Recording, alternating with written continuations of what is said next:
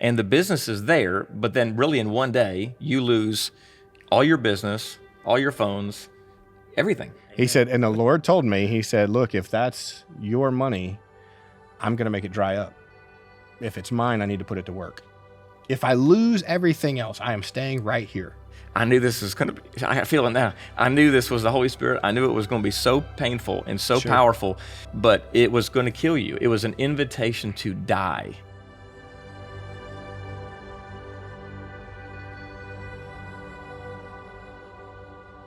Well, welcome to the Inspire Performance podcast. Today, we have a special guest. His name's Chad Bingham. Chad is actually one of my best friends, so I'm not sure exactly how this is going to go, but it's going to be great. That's what it's going to be. Hopefully going to have a lot of fun and tell Chad's story. But before we kind of jump into Chad's story, I want to tell you a little bit about Chad, other than the fact that his greatest highlight is having me as one of his best friends. That's what I was going to say. And but he is the owner and founder of Bingham Insurance Group, which now has 6 locations and possibly in negotiations for location number 7, but he was also a former Jackson County commissioner, very involved in the community, from Rotary to FCA to Chamber of Commerce, definitely a missionary to culture.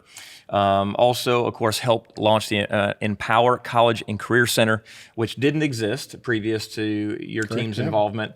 Now there's thousands of kids in Jackson County able to get dual enrollment, the only facility offering dual enrollment. Is that right? Yeah, they do the dual enrollment and the AP classes, I believe, for the most part there. But anyway, it doesn't. Yeah, the dual enrollment. But more than anything, it's you and I talked about that, the exposure to different things that they could get into, and hopefully find something they love to do. Yeah, that was what the whole thing was about. It's incredible. It blew me away. I had no idea all those years you were working on it, it was going to have this big of an impact in the community. We didn't either. Jackson County, of course, being one of the fastest growing counties in the entire country. Chad's, of course, been married 27 years, 4 Not 27 kids. No, 27? 20. 20. I'm 27. You're 27. Oh my God. Yeah. I get it. This is a problem. Yeah, don't fast forward for me. Exactly. 4 kids. And currently running for the District House 31 seat. Yep. For the state of Georgia. Yep. That race is coming up. So again, just very much a missionary to culture. But Chad's got an incredible story that I saw up close in person years ago when God called Chad out of one career, which was wire and cable sales, into insurance. Right. And what I want to talk about today is how when God gives you a word or gives you a dream, it follows a pattern. Sure. The same pattern that Jesus followed in Scripture. It's going to have a birth, a death, and a resurrection. And you're going to kind of have to go through that process and not give up on the dream that God's given you. And so there's going to be times where you're going to hit roadblocks and walls, places of impossibility, very hard, lonely wilderness seasons, and you've got to decide, am I going to do God's will or am I going to do my will? Am I going to be dependent on God, or am I going to back up and go back into... Yeah, there's always the go back option. There's always the go back option. So I just want you to tell the people how God spoke to you this word, go into insurance, because you had no experience, and then kind of what happened, kind of the birth, the death, and the resurrection of it. So I guess it was probably at this point about 14-ish years ago. We were on the 21-day fast, of course, with the church, and it was the first Wednesday of the fast. I was on a call. I was out making calls. I was traveling, and this is back when I was traveling 5 days a week. I'd leave on Monday, come back on Friday. Basically you have the weekend, right? And watching your kids grow up in pictures, right? And I was just praying about it on the fast. I said, Lord, I just really like to be done with that. I was making more money than I could spend. We were traveling everywhere we wanted to travel. And so I just really like to be done, with this phase, and be able to watch be there for my kids to grow up, watch them grow up. And he just said insurance, and he gave me a name of a friend of mine named Chad Huey. And he said, and I was like, okay, well, I'll reach out to him and I'll call him. So literally, I'm leaving Tuscaloosa, Alabama.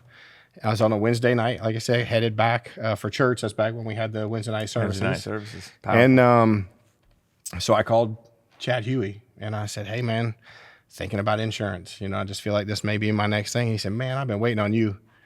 And I said, what do you mean waiting on me? He's like, well, I knew you were, having a really successful career. He said, but I always thought you'd be great at being, doing insurance. He said, so I was just waiting for the right time. He said, so now is the right time. And he said, look, he said, to start to go over the process, he said, I'll make a phone call We're going to have somebody from the regional office will call you, and the process will start. It could take about a year to get this whole thing done. And I'm driving home from Tuscaloosa, and the phone rings, and it's the regional person from State Farm at the time. And talked to them.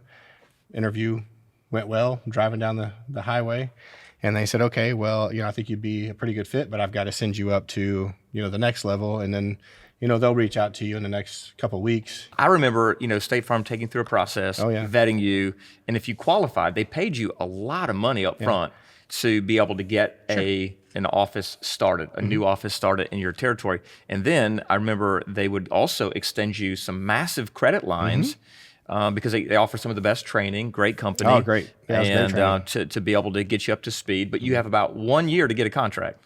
Yeah, so right? You go at the time. How did that work? Yeah, at the time, we went through, I call it State Farm School. I don't know what else to say. Yeah. It's probably 6 to 9 months. But what they did is they basically took what you made at the time, it was what you made the year before, and they basically just guaranteed that that's what you would make while you were in their program. So which, as you know, was a substantial amount of money. Yeah. And then they had some great programs where they helped you, based on hitting sales numbers and all that kind of stuff. Anyway, but yeah, so we get through that.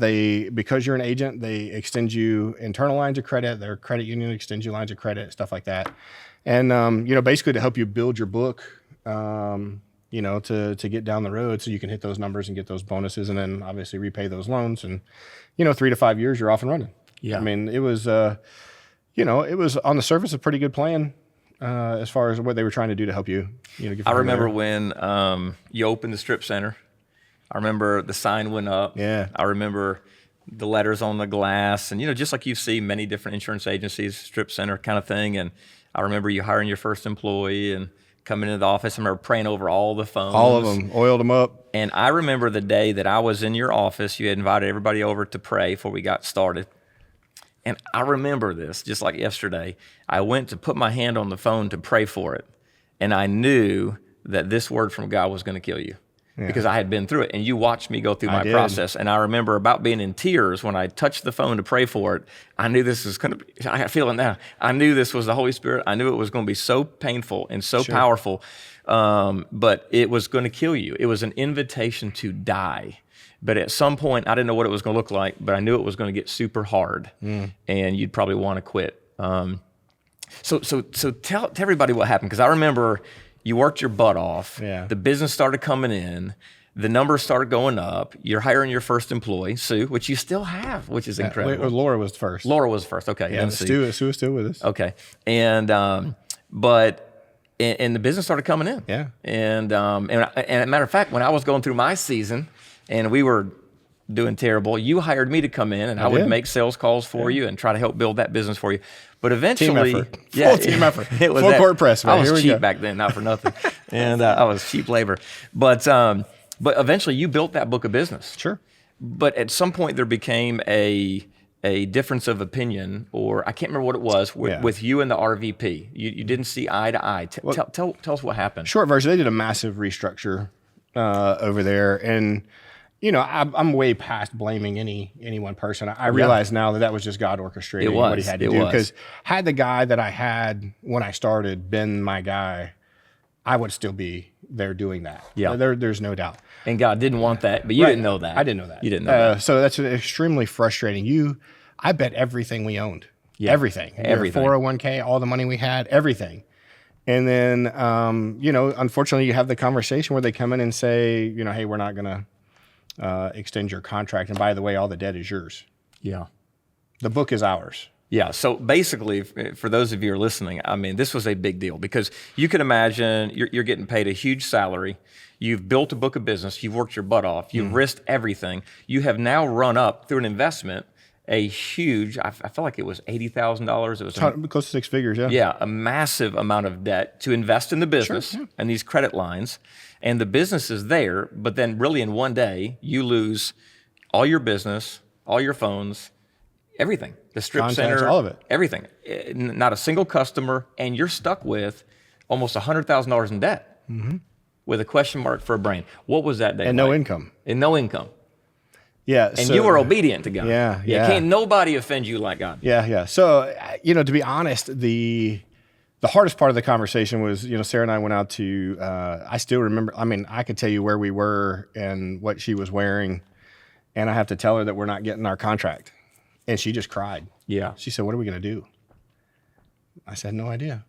I was mad. Oh, I was so angry. That I've got, 2 little kids, at home, or I got kids at home. You're a dad. You have no idea how you're going to feed them. You got no backup. Yeah. You got nothing. And, somebody just basically said, "Oh, well, Yeah. it's ours. See ya." Again, orchestrated, had to be. And, so at that time I said, well, I'll start Bingham Insurance Group. And, which, I'm obviously nowhere near the first insurance agent to what they call them captives when you work for one company. Yeah. So, we just get to the point where, you realize you don't have, there's not many options. Right. So, I decided we're going to start Bingham Insurance Group, get the paperwork filed. And I'm actually thinking, how am I going to do this? Like, I got no money. Yeah, because at this point, you done blew through a lot, but you had to have a choice. The easy choice would have been, this didn't work. Yeah. I got to go back into what I know, wire and cable. I got to save myself, rescue myself. Or it was double down on the word insurance. That's right. Yeah. Because I remember in that season, you looking at me and it's like you had this epiphany moment. I remember you calling me and telling me, because it's almost like God failed me, It's easy to think that. But you had this revelation where it was like, James, I realized something. God said insurance. He didn't say State Farm. That's right. And so he didn't say you'd be successful. I did true. tell you that too. He said he said insurance and to go to State Farm because he gave me, Chad Huey's name, but he didn't say you'd be successful, and he didn't say that's where you'd stay. Well, and that's an important point you brought up, because God considers success obedience. Sure. Did you do what I asked you to do? So you have to decide, okay, one, I think we got to stay in insurance. We got to try to double down. But the problem is I don't have the money to continue down this road.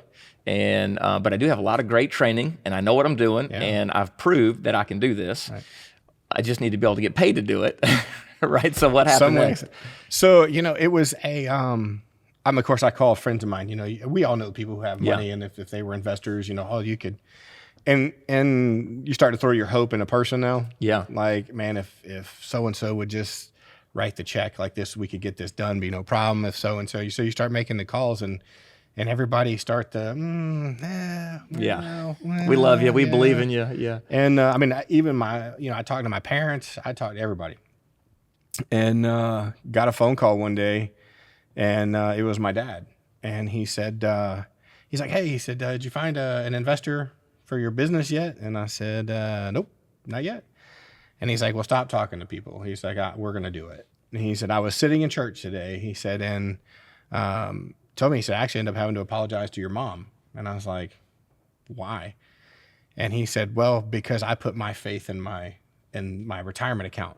He said, "I had faith in a number, that if I could get to a number, we could live comfortably."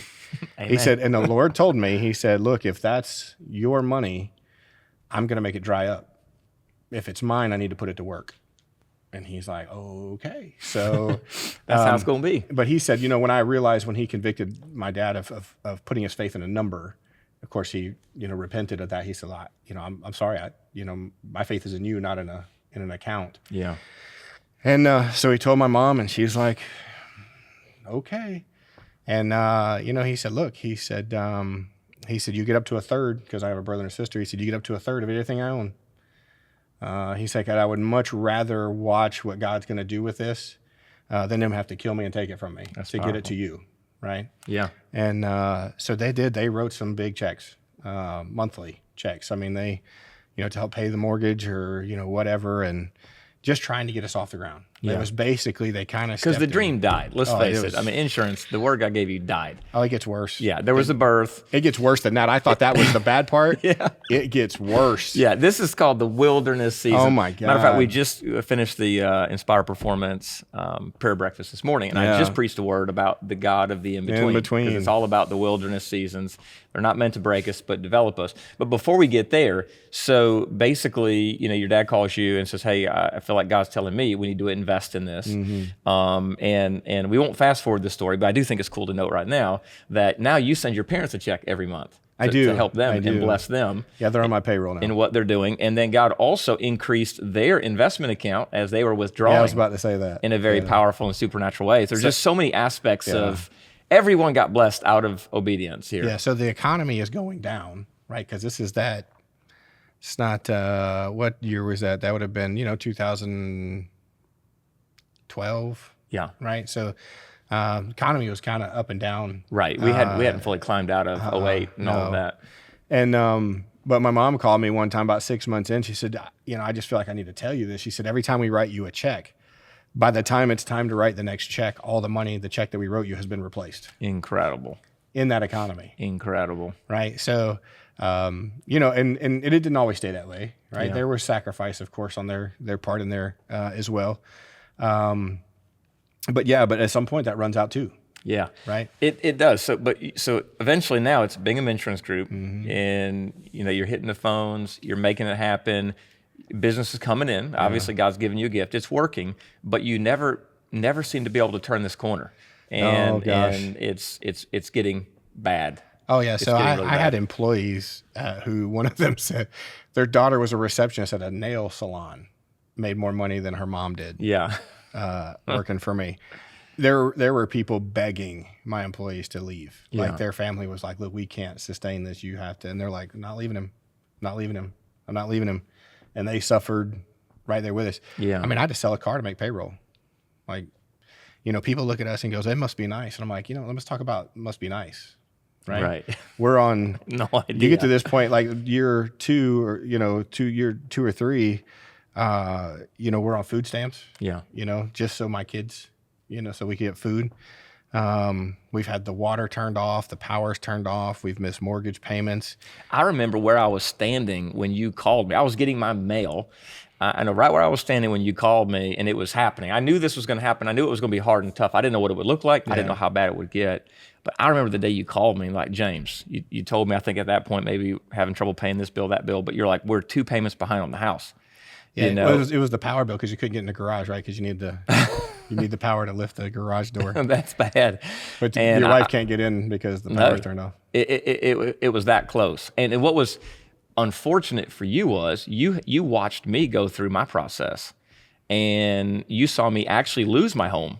So that had to be I knew extra. it could be an option. Exactly. That had to be extra brutal for you to realize he could let me go that far. He could. We might lose it all. Yeah. So what were the conversations with you and Sarah like in that season? Woo. I mean, it's so intense. At the end of the day, I always looked at it's a structure, right? It's brick and mortar, it's drywall, it's a structure, right? Yeah. Of course, but this is our home. This is where we brought our kids, right? We brought our kids home to this place, and she's driving a car that we couldn't even get like $700 for when we were done with it. And I'm selling, a car to make payroll, and, just trying to, driving a car that's 15 years old myself, trying to figure out how to get from here to there. And, you're just doing everything you can, and I always believed that God requires us to do what we can. Absolutely. Right. Like you're responsible. Like you talked about what's in your hand. Yeah. And that stuck with me. So whenever I would see like, okay, well, what do I have? What's in my hand? What can I do? Do I got to sell furniture? What do I got to do? Right. What I got to do? If I got to sell that truck and buy an older car just to get from here, then that's what we do. Right. We get through that one, we get to the next one. And, sometimes when you're on that road, that's all that you get from him is what can you do? Right. Do that. Yeah. That's faith has action. That's right. And you believe that you can do all things through Christ who gives you strength. The action is the belief, right? Yeah. You do what you believe. And, but I remember there was a moment in all of it where you realized that materialism had a hold on Sarah. Well, on me too. Let's be honest, yeah. And what was that like when she kind of had to realize that God was doing more than just putting us through a hard time? He was actually trying to break some chains in our lives we didn't even know we had. Right. Yeah. So, and this is not on her by any stretch of the imagination. I would be willing to bet you if we just went through America. Yeah. In general, we're going to find pretty good materialistic. Oh yeah, I was the world's worst. Yeah. Oh yeah. but he worked it out on me first. I couldn't see it in anybody else, right? I got to get that log out of my eye, Yeah, right? that's true. And really once I realized, it just got to a position, James, I told you I was 48 hours from having to sell the company. Yeah. We had, like $19,000 that we had to come up with in a matter of 48 hours. Part of it, insurance premiums and all this other, like it was a mess. And, I just remember thinking, you got to do what you got to do to take care of this. I mean, there's no way the Lord sent me here to get me into this kind of a bind that would cause me even legal issues and all. Like, there's no way in my mind that he's letting that. He's not trying to destroy you like that, right? Even Job, there was a line. Yeah. Right. And I felt like, all right, we're at that line. Like there's no way we're going to go. I mean, you could lose everything and everything else, but then you start talking like legal action, all this. I was like, no, we're not. Well, at some point you have to cross the line of, he's either who he says he is or he's not. That's right. This is either going to work or it's not. Yeah. Right. And I felt like there was a day that you were in your office on your knees. Yeah, I was about to tell that story too. Oh my God. Like I did everything you told me to do. So that's the day. Yeah. We got 48 hours. Like because this money's due. It's due. You got to, it has to be paid one way or the other. People's premiums are counting on this. All kind of, and, so I think I even told you that day, I said, I feel like I have swam halfway across Lake Lanier. Now I have to decide. I have to swim half the lake. Yeah. I can turn around and swim the half I know and go back to doing wire and cable and go do what I was doing, or I can swim the other half of this lake and find out what happens on the other side. Yeah. That's really what I felt like. I've lost it all. I mean, so literally I get down on my knees. I'm in my office that day and I'm like, Lord, you said insurance. If I lose everything else, I am staying right here. I'm doing insurance. If it costs me everything, I'm staying right here. And he said, pay the water bill. What? I just had a moment. Yeah. With you. Like, I'm here with you and you say, pay the water bill. I am this desperate right now. And you're talking about the water bill. Pay the water bill. Yeah. I said, fine, whatever. So I go to, I got all the bills that are in a drawer, whatever. I go over and I start sorting through trying to find the water bill. I think we had $26 in the account and the water bill's usually like $24 and something. The one bill you could pay. So one I could pay. And so I start looking for it. I'm looking for the water bill. Well, as I pick up a piece of paper, I look and I see the back of a check, the lines, where you sign. Yeah. I was like, why is there a check in here? So I pick it up and it's a $4,000 commission check that had been misplaced. Somehow got put in my bill. So now I'm looking for the water bill. It's not lost on me that he said the water bill, the living water. Wasn't lost on me that it was a water bill. And I just started laughing. And I was like, okay, that buys me a day or two. Right. And so I just started chuckling about it. I was like, yeah, of course, whatever. Still find the water bill, pay the water bill. And anyway, so I deposit the check, pay the bills that had to be, that day or the next day. And go to the office the next day, and one of the girls in my office has sold a policy. She takes a payment, and she said, hey, can I go ahead and sweep that out of our account? And I said, well, let me look, because we were having a problem with the money, how long it was taking to transfer. And so I go look, and I'm like, it hasn't cleared the bank. That first check, that $4,000 check? No, that one had cleared the bank. That's done. I'm talking about a premium for like $100. Oh, okay. From a client, right? Yeah. They're trying to start a new policy. And we sometimes have to sweep it. Like we take their money and electronically it deposits in our bank account, and then the insurance company, sweeps in the next 48 hours, whatever. And I'm like, it's not there. I don't know why. So I call the processing company, and I said, hey, I don't know what's going on. I said, but we seem to have a lot of trouble lately getting deposits when premiums come in. And she said, okay, well, let's go look. So I log in, she logs in, and I'm looking at this thing, and she's going through. She's like, yeah, right here, you see where it came in? And I said, yeah. And I saw on the bottom of the screen, there was like a number that said 19,000, something, whatever. And I said, hey, just not for nothing, what's that $19,000 number? She said, oh, that's the money we're holding. I said, the money you're holding? Yeah, I said, whose money? I said, wait a minute. I said, what are you talking about? She said, "Oh, well, your contract requires that your website say you will not sell people's information in order for us to do your transactions, and your website doesn't say that." I said, "Wait a minute." I said, "That $19,000 is our money that you've been holding?" She's like, "Yeah, it's been building for the last 6 months." Wow. All because you don't have this disclaimer on your website that you don't even know. So then all of the thoughts of all of the things Yeah. that have been going through my mind the last 6 months, and I start to realize that joker orchestrated Every bit of this it. again. Every bit of it. So I told her, I said, hold on just a second. Pick up my cell phone, call my website guy. Yeah. Like, "Hey, Ryan." And he said, "What's going on?" I said, "Hey, can you put this on my website real quick?" He said, "Yeah, I'm right here in front of my computer." So he goes up, puts it on there, and I told him, I said, "Hey, ma'am, can you refresh your screen?" And she refreshed it, sure enough. Yeah. She's like, "Yep, there it is." She said, "We'll release the money." Wow. I said, "When's it going to be there?" She said, "Tomorrow." So I went from No money. on my knees, Yeah. we're going out of business, I'm going to have to sell it, got to come up with $20,000, to having almost $23,000. Mortgage gets caught up, everybody's paid, power's turned back on, water bill's paid, and we have money left over to go out. Crazy. That like was that. that was the turning point. That was it. That was the and so That's where I knew, where he just kind of gave me that moment to say, "I got you. yeah. Like, we're there. You got it." Yeah. Like, that was the resurrection everything I had to moment. dig out of you, Yeah. we have officially dug out for now. For now. Let's camp out there for a minute. Sure. What do you think in that season? Because he's worked the issues, not the issue, right? Sure. The issues within us. Yeah, I'm the issue. So exactly, I'm always the issue. And in that season, what were some of the things looking back you felt like God was doing in the delay? So it was literally the materialism Yeah. part, right? It was, and he told me, he said, "Look, for what I'm trying to build in you and what I need to do in you," he had always told me that I would be a kingdom funder, right? And he knew that to deliver the kind of money that he was going to deliver us, to have somebody who was very materialistic, Right. It's a problem. was compromise. Yeah, because why? We're going to build bigger barns. That's what we Yeah, do. yeah. So we're not going to let it overflow, right? We're going to build a bigger barn. And all he was trying to get at is like, "Hey, you're good. Like, I'll take care of all the needs and a few of the wants.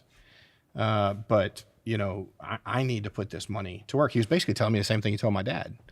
Like, "Hey, Yeah. if this is mine, I got to put it to work." Right.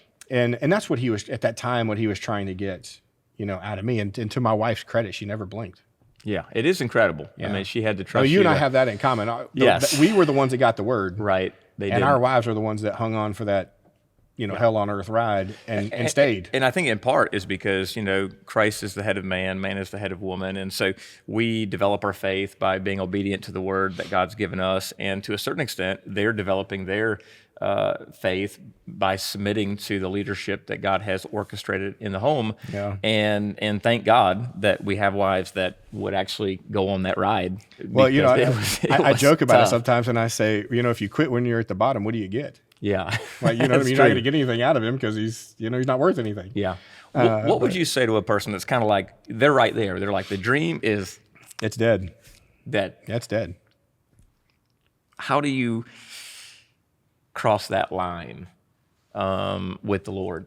It's all he's really looking for is that just complete surrender. Yeah. He wants you to know, or for you to realize, not for you to know, he wants you to realize that he is enough alone. Absolutely. That is it. Yeah. All the other stuff is just stuff. I mean, for somebody that paves his roads with gold, Right. and that's really all he wants. When you talk about, like, he is the Lord of your life, not your insurance company, not your car, not your house, not your material things, not your title.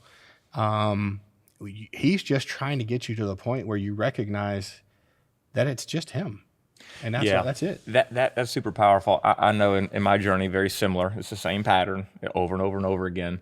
The question he asked me was, if you never get the promise, am I enough? Yeah. Because sometimes even the promise can become an idol in our life. We're sacrificing everything, not for him, Yeah. but ultimately for this. You're going to put that promise back on the altar. At some point. I promise. Describe what that looks like. Oh, man. So, and I think I told you the story, and I never forgot this. My pastor growing up had a dream of the church that he was going to build. And he was in a small group, and they did just kind of a little formal, they had like a little burning thing where they would write the things that they idolized, and they were kind of putting that on the altar and letting it burn. And the Lord told him, he said, I need you to write the church. He said, because you have made the church the hope. Like you're clinging to the promise. Yeah. You're not clinging to me, you're clinging to the promise. Same thing he told me. And he's like, and I want it back. Because the idol's giving us some things that God should be giving us. That's right. Right? Whatever that is. It will. Whether it's hope, the prestige, whether it's the title, the things, it's the respect, the honor, the affirmation. I'll just stay with hope. Yeah. Knowing that he gave you a promise gives you hope. That's true. Right? And you will hold on to that hope. And he's like, no, you need to hold on to me. Right. Like that, not that promise. The promise isn't the end goal. I'm the end goal. Sure. You need to be in my likeness, not in that promise's likeness. You need to be in, right. And I have to be the Lord of your life, not that promise. And you just get to the point, and that's where I was in my office. I'll do whatever you tell me to do. Yeah, I'm yours. To command. But this is the last thing you told me to do. You talked about that today. The last thing he told me to do at that point was insurance, and I was like, I'll stay right here if I lose everything. Yeah, I will lose everything personally and stay right here. And this, and from that point, like I said, I had 48 hours. Yeah. And within 48 hours, I went from having to sell it to having turned a corner. And I tell people all the time, they say, what's your favorite verse? I said, and then it came to pass. Yeah. In the land of the living. In the land of the living.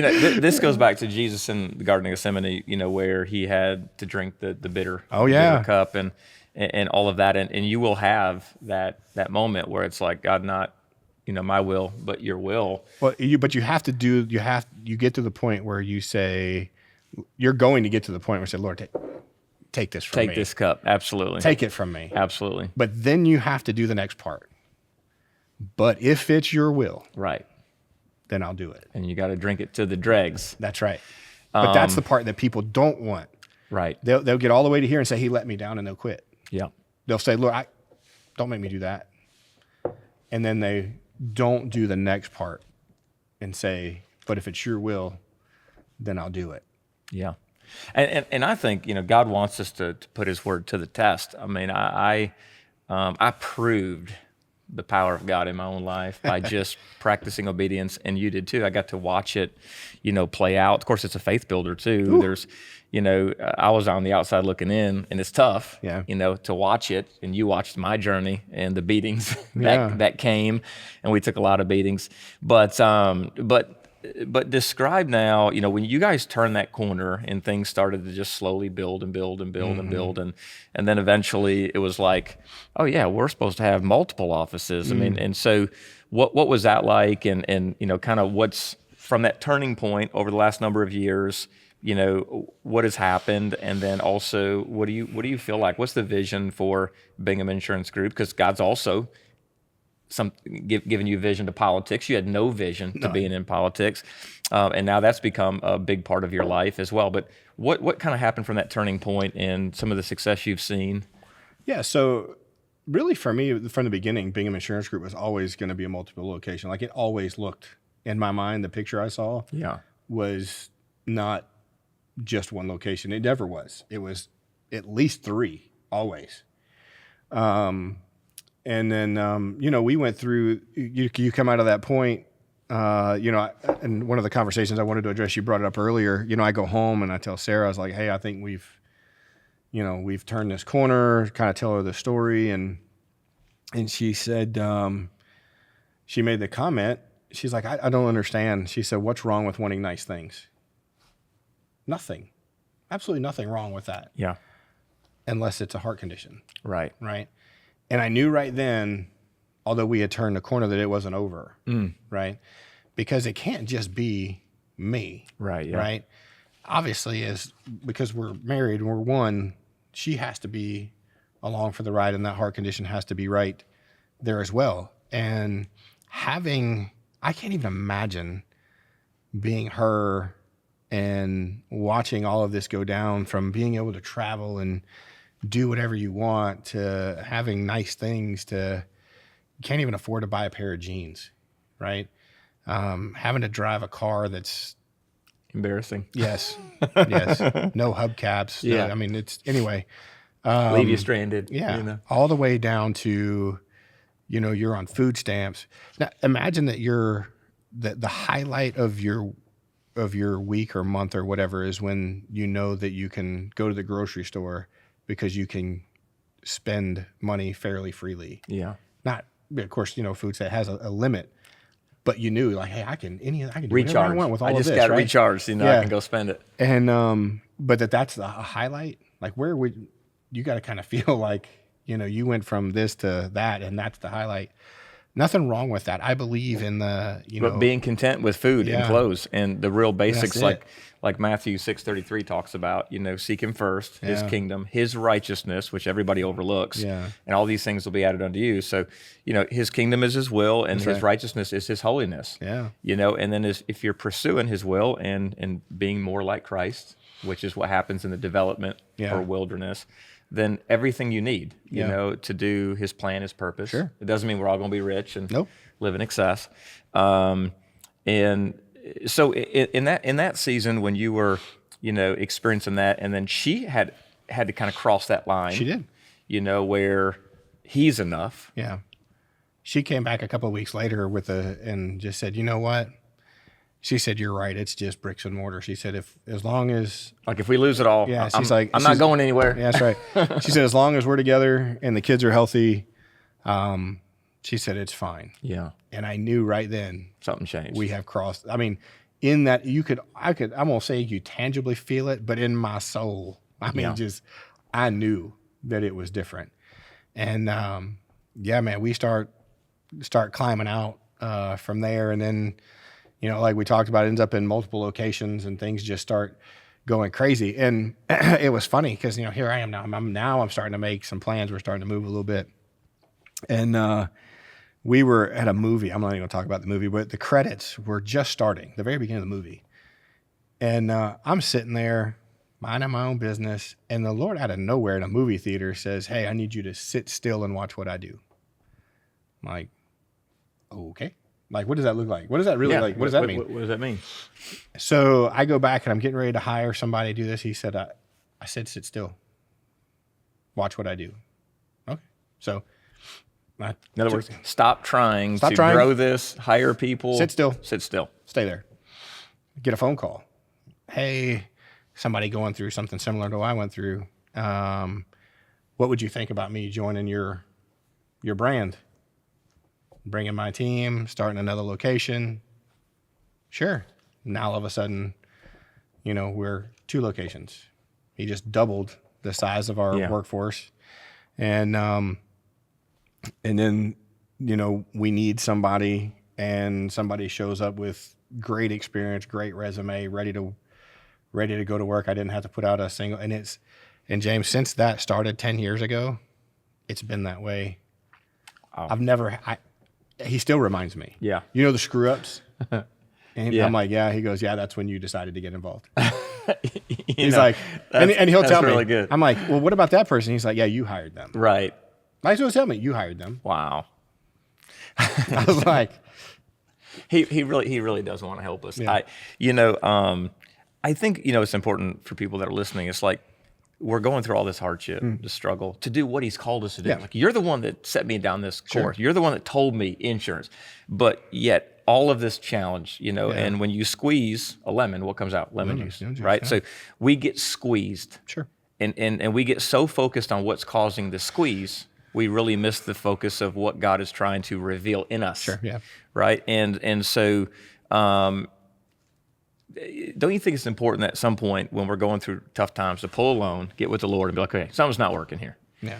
But let's stop focusing on all this outward stress and pain, financial pressure and marriage pressure.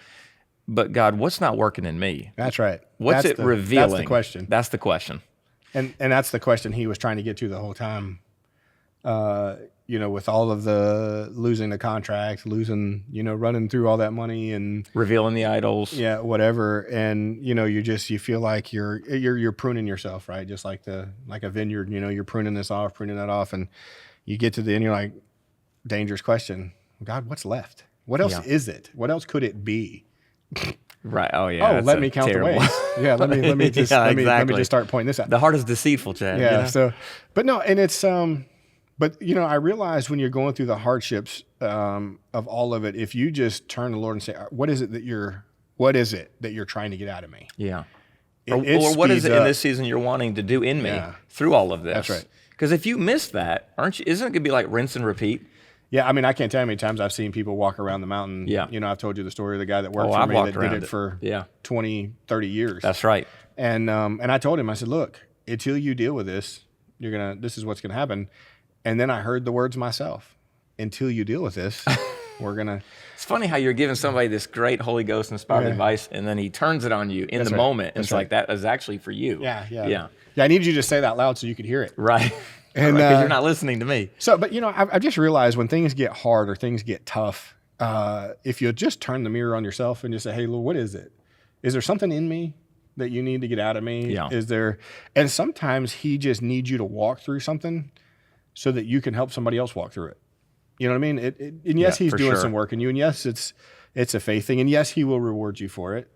And then sometimes it's like, hey, you had to go through that for them. That's why you went through it. I think the question oftentimes God is asking us is, can I trust you with suffering? Yeah. Can I trust you with suffering? Right? So Job said, or God said to the enemy, have you considered my servant Job? And I think many, through these promises that God's given us and different things, God's considering us. And we need to be excited that we're being considered. Must be doing something right, going in the right direction. And we oftentimes think that, we're either a failure or God's left us or forsaking us because it's gotten so hard and so difficult. Yeah. But not realizing that God's developing us. He's not trying to break us, he's trying to build us. And that the only way through these seasons is the disciplines. That's right. Staying in the Word no matter what, bringing the sacrifice of praise, definitely tithing and giving no matter how much money you make. Because Gotta how give many times did you not make enough money to take care of the family and you're still tithing? Because you're like, it either works or it doesn't work. Yeah. Right? Well, it wasn't going to be, I wasn't losing because of that. Yeah. I'm not going to lose for 10%. Right. You know what I mean? Like I'm not, but really at the end of the day, if the devil's not messing with you, consider that you might be walking in the same direction.